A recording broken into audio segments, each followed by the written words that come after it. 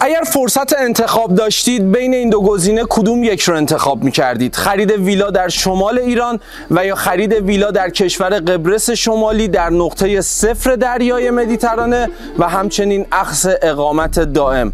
قطعاً گزینه دوم خیلی جذاب‌تره و صد البته با مزیت‌های خیلی بیشتر.